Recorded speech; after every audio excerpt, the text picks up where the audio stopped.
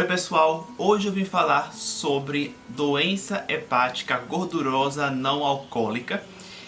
Basicamente consiste quando o fígado da pessoa está com um teor de gordura nesse órgão, um teor aumentado de gordura. É normal, tá, ter gordura no fígado, mas não em excesso, né? E nesse caso aí, sem relação com ingestão alcoólica, né, de bebidas. Então, na verdade, a origem dessa gordura geralmente é por questões dietéticas. Inclusive aqui você vai entender mais sobre isso, né? E também a relação disso com a saúde intestinal. Aqui no canal eu falo bastante, né, sobre até a relação do intestino com o cérebro, mas aqui você vai ver a relação do intestino com o fígado.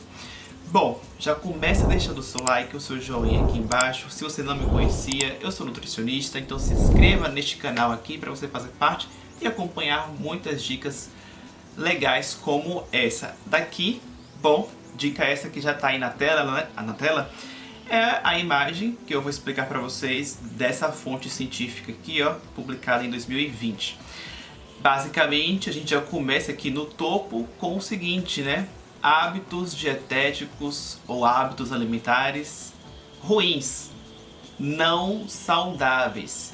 Então a gente já vê aqui, já de começo, o seguinte: é importante ter cuidado com a alimentação, uma vez que a má alimentação, já adianto, pode ter total, na verdade eu já tinha falado, né?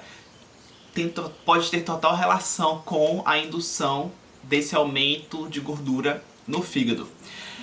Vejam que realmente existem questões, né, de genéticas, né, da pessoa, às vezes de uma questão, às vezes já de um histórico familiar, uma tendência, mas também tem a questão da epigenética, que é muito influenciada pelo que você come. Então, por mais que a pessoa tenha uma tendência genética, ela vai estimular essa tendência se ela come mal. Por exemplo, né, aqui, né, comidas à base de refeições, né, refrigerantes, batatas fritas, frituras, doces, ou seja, muita gordura saturada, muito açúcar, né, bebidas açucaradas, tudo isso engorda a pessoa.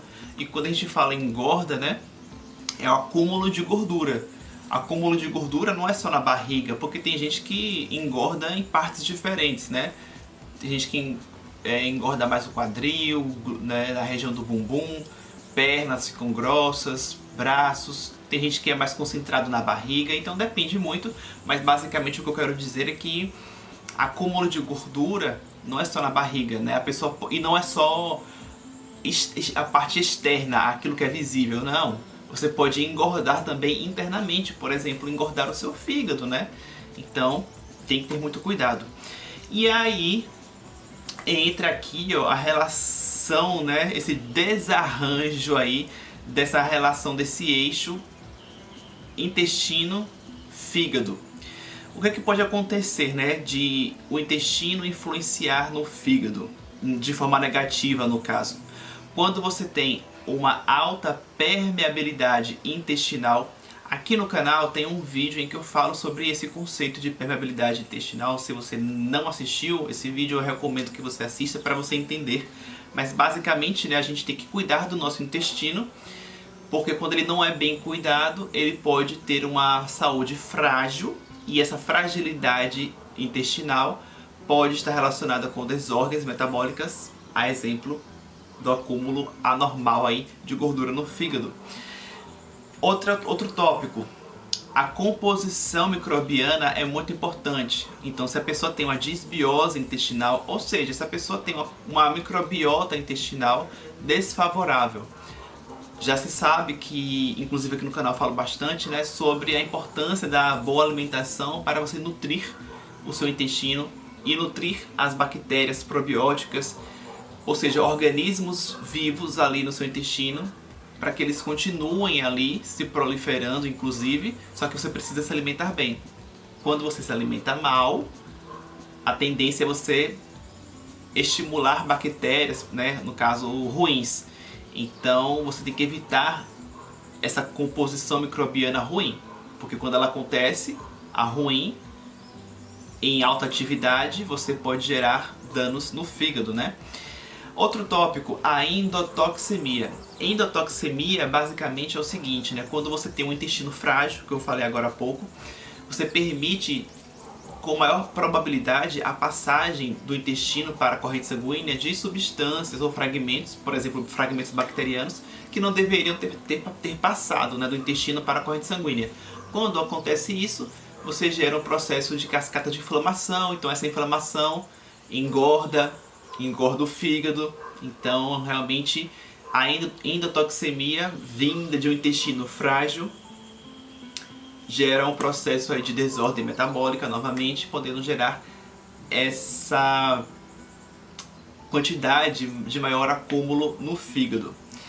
E também a questão, basicamente, né, você alterando tudo isso aqui que eu falei, são, olha o nome, né, gente? Alterações. Então você gera realmente aqui, olha só, alterações metabólicas no seu organismo, como eu já vinha explicando.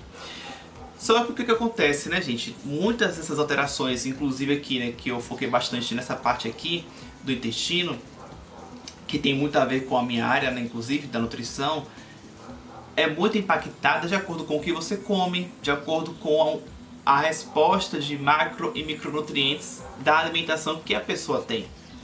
E ao mesmo tempo, a saúde intestinal, se ela está boa ou se nem tanto, também vai responder diferente de acordo com os macro e micronutrientes que a pessoa ingerir. Por exemplo, tem gente que às vezes comia determinado alimento e se dava bem. Aí daqui a pouco o organismo dela começa a ter algumas reações àquele alimento que ela tinha costume de consumir antes e não tinha nada. Às vezes é porque o intestino naquele momento não está preparado para digerir algum fragmento daquele alimento. Então é mais uma questão de cuidar primeiro do intestino, dar uma pausa naquele tipo de alimento que a pessoa está com, às vezes com alguma intolerância momentânea, melhorando a saúde intestinal. Muitas vezes a pessoa reintroduz aquele alimento e não tem mais problema. Ou seja, o organismo daquela pessoa pode responder diferente conforme estiver a sua saúde intestinal. E é claro, novamente, que tudo isso daí pode gerar alterações, né, no metabolismo também hepático, né, ou seja, metabolismo do fígado. E aí você pode gerar o desenvolvimento e também a progressão da siglinha aqui, né, que é a doença hepática gordurosa não alcoólica. Então essa figura aqui foi para explicar para vocês a relação da genética, da nutrição, dos mecanismos também epigenéticos, que também, como eu falei, né, a epigenética também sofre influência do que você come.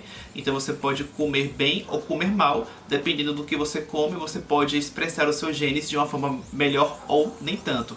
E a relação disso tudo com, novamente, a doença hepática gordurosa não alcoólica. Em resumo, eu só quis mostrar para vocês aqui que o fator alimentação é um tópico extremamente importante para a indução, a progressão da doença hepática gordurosa não alcoólica, enfim, o fígado gorduroso, né? Então, gente, ao menor sinal de acúmulo anormal no fígado detectado por exame, geralmente aí no caso, né, vai ser um exame pedido por um médico, a parte de ultrassom abdominal, né, a parte de verificar com o fígado, esse exame de imagem aí, um médico vai solicitar, mas ao menor sinal desse diagnóstico, corra para um profissional nutricionista para rever a sua alimentação, porque principalmente quando você está no comecinho dos estágios ali, é mais fácil você reverter, tá? Então fica a dica. Se você gostou do vídeo, comente aqui, compartilhe também, porque certamente aí, ou talvez, né, você tenha pelo menos alguém na família que tenha isso, alguém próximo. Ou se não tiver, compartilha para que a pessoa nem chegue a desenvolver isso, né?